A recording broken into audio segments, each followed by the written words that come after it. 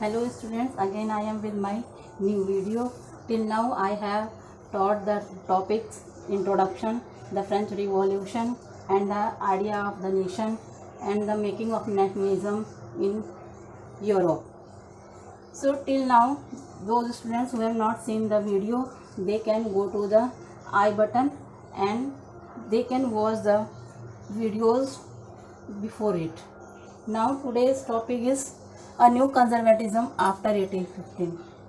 ये एक नया दौर था जिसमें कि नए रूढ़िवादिता ने जन्म लिया था और ये ईयर था 1815 का.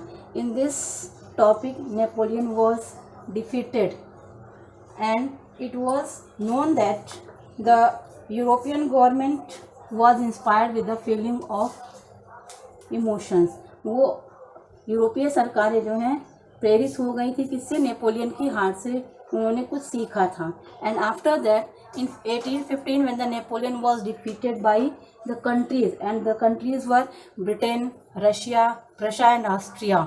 ये वो देश थे जिनसे कि नेपोलियन हार गया था. इन देशों ने मिलकर के नेपोलियन को हराया था. And to make a settlement, और एक व्यवस्था इन लोगों को कायम करनी थी जिसके लिए उन्होंने एक समझौते पर साइन किया. And the name of the treaty was the treaty of Vienna of 1815. ये एक समझौते का नाम था जिसके अंदर कुछ रूल्स एंड रेगुलेशंस थे जिसको लेकर के सबने उस पर हस्ताक्षर किए. And to draw up a settlement for Europe in 1815, European powers met at Vienna and sign the treaty of Vienna in 1815. तो इस तरह इन सारी व्यवस्थाओं को लेकर के देश लोगों का ध्यान अपनी ओर आकर्षित करने के लिए दे implemented some rules which can attract the people of the country in Europe, and therefore they signed this treaty.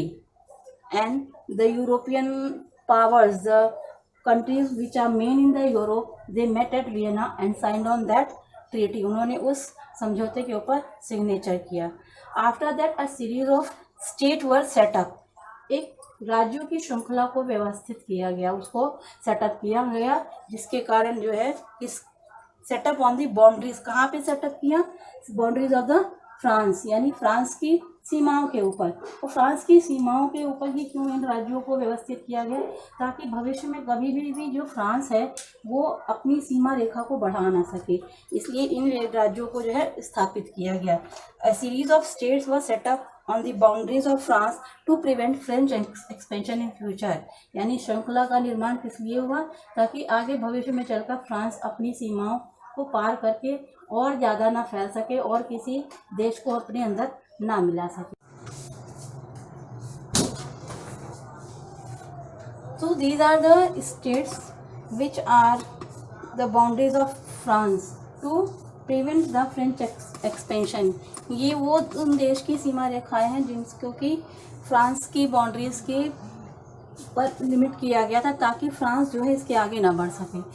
वो बाउंड्रीज कौन सी countries were? The Netherland and Belgium. ये दो देश थे जो कि नॉर्थ में थे, जो कि फ्रांस के नॉर्थ में पड़ते थे. जिनोवा एंड पिडमंट कंट्रीज थे जो कि साउथ में थे, दक्षिण की दिशा में थे. Austria and northern Italy. Austria देश और इटली का उत्तरी भाग जो था वो फ्रांस की सीमाओं को बढ़ाने से रोकता था, मतलब इसके आगे फ्रांस को नहीं बढ़ना है. Russia and new territories western frontiers. Russia और उसके जो नए क्षेत्र थे वो भी शामिल थे जो कि पश्चिमी क्षेत्र में पड़ते थे, पश्चिमी सीमाओं पर आते थे. रशिया एंड पोलैंड देश की सीमाएं पड़ती थी फ्रांस की सीमाओं को रोकने के लिए. And Russia was given a part of Saxony. Russia को एक सेक्सनी देश था जिसका कि कुछ हिस्सा दे दिया गया था. And the autocratic regimes means government होता है. So the autocratic regimes did not tolerate criticism. ये जो पूंजीपति क्षेत्र था या जहाँ पे ऐसे लोग रहते थे कि अमीर थे, जिनके पास पैसा था, उन लोगों ने इन आलोचना को बर्दाश्त नहीं किया. एंड करप्ट एक्टिविटीज़, इन्होंने अपनी गतिविधियाँ करनी शुरू की, यानी जो इनको समझ में आता था वो काम करते थे. And activities that question to legitimacy of autocratic government. ये ऐसे कामों को करते थे जिसपे कि प्रश्न खड़ा होता था. किस पे? कि ये लोग एबल थे डिफेंड करने के लिए. किस चीज़ को डिफेंड करते थे? ऑटोक्रेटिक गवर्नमेंट, यानी ये सरकार उसकी थी जिनके पास पैसा था, और जो कि अमीर घरानों से आते थे। तो इनकी एक्टिविटीज़ को डिफेंड करने के लिए जो है क्वेश्चंस उठाए जाते थे, लेकिन फिर भी ये अपने काम को करते रहते थे, इनके काम में कोई रुकावट नहीं आती थी। So to stop all these things they have to move further for the improvement of the government.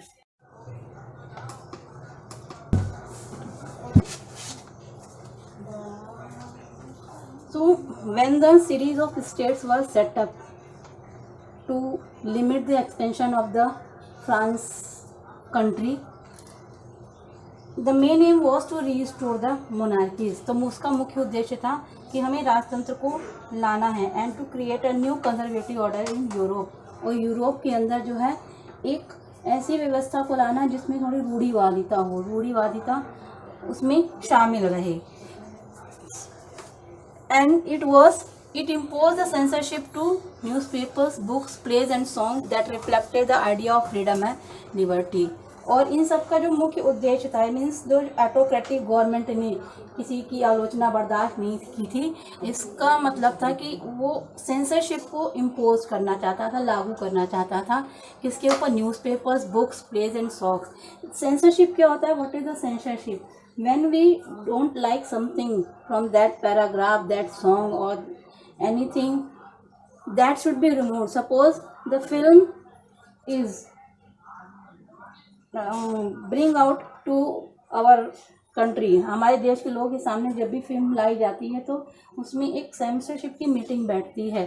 So the part which cannot be included for the showing of the viewers, यानी लोगों को दिखाने के लिए जो चीज़ हमने सेंसर बोर्ड नहीं पसंद करता है उसको उसमें से हटा दिया जाता है। After that the film is introduce to the public of the country, तब वो फिल्म जो है देश के लोगों के सामने लाई जाती है।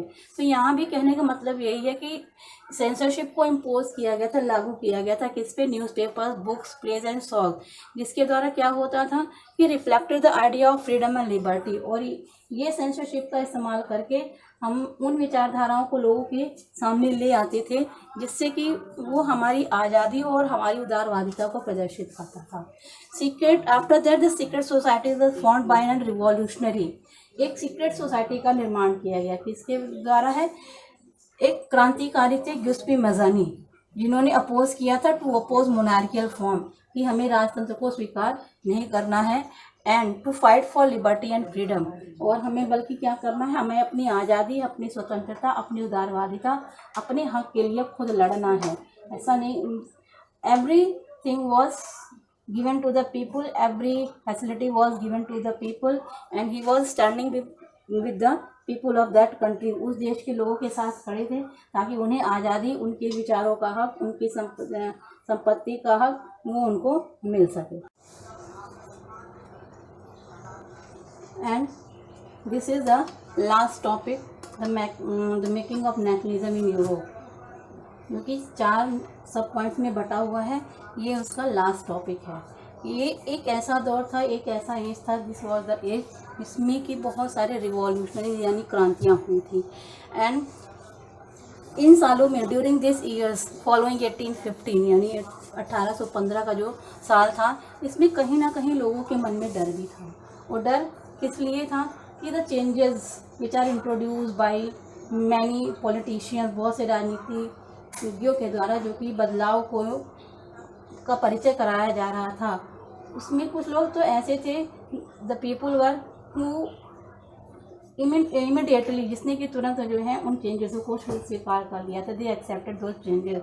सम people were there who are adopting them slowly, जिनको जो कि धीरे धीरे ले रहे थे, लेकिन उनमें से कुछ थे जिनको कि डर था। The fear repression drew many liberal nationalist underground, और इस डर के कारण ये जितने भी राजनीतिक नेता थे वो सब अंडरग्राउंड हो गए, कहीं ना कहीं जाकर छिप गए। So in many European states to train revolutionaries, बहुत से यूरोपीय देशों में इन क्रांतिकारियों को जो है ट्रेनिंग देने के लिए, उनको जो है सिखाने के लिए क्या किया गया?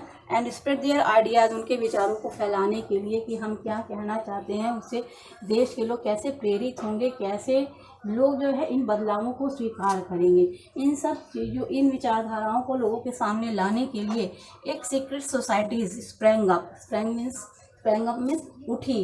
वो एक ऐसी सोसाइटी का निर्माण किया गया जिसका नाम सीक्रेट सोसाइटीज था।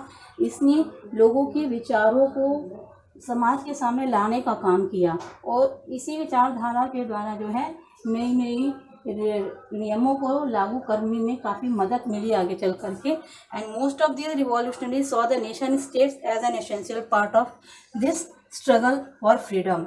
अब इसमें से बहुत से जो क्रांतिकारी थे वो चाहते थे, उन्होंने देखा था कि कैसे राष्ट्र है और राष्ट्र का निर्माण किया गया था और ये एक बहुत ही ज़रूरी हिस्सा था किस चीज़ का, उनके संघर्ष का, उनकी आज़ादी की गतिविधियों को आगे ले जाने का, उनके विचारों को देश की जनता तक पहुंचाने का।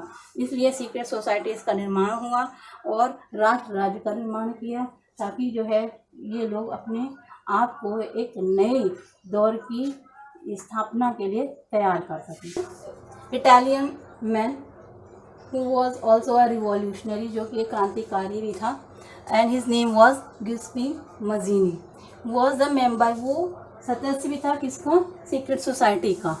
और ये सीक्रेट सोसाइटी किसकी थी, कार्बनरी पीपल्स की। एंड कार्बनरी पीपल्स वर कॉल्ड, जो कि चारकोल वगैरह बनाते थे उनको कार्बनरी कहा जाता था। And this society was made in 1800s।